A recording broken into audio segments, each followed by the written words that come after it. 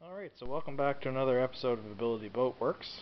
We're still working on the Berth headliner paint at this point. Got a couple steps in, but more on that later. Right now what we're going to do is we're going to start putting together the paint. So I've just got everything kind of set up here. As you can see, I've got a paint tray here. I'm trying to hold the light here at the same time because we're out in the evening. So there's my paint tray, and I've got a 3-inch roller. You can see on this roller I've used a very thin pile, very thin, yeah, I guess you could say thin, a very light pile roller on here. I'd recommend a 5 mil. I've had good luck with that.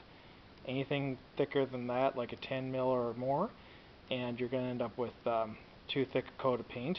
You want a nice thin coat with this polyurethane. And you want to, it's pretty, what's the word? It's pretty fussy stuff. You gotta take your time with it, and I'll kind of go through a little bit of that. But the product we're using tonight is Brightside. And since it's the inside of the boat, I've had a recommendation from my father-in-law, actually, for the color, and it's turned out quite good so far. He's had recommended Matterhorn white. I like it because it's kind of like an off-white, and it's not that kind of operating room bright white that you might see maybe on the boot stripe of a boat or something like that. That's fine for outside, but when you're in the cabin, and something that looks clean but maybe just a little bit more dull than a bright white is quite nice. And over here, of course, I have a flattening agent. So you don't want to have the Brightside on its full strength on the inside of the boat. In other words, straight Brightside paint, because it's very glossy. So the flattening agent is just to make it more of a matte finish than a glossy finish. Now, on the instructions, there's different ways of doing this. You can go 1/4 to 3/4, or you can go 1/2 and 1/2, or 1/4 to 3/4. The ratio depends on yourself.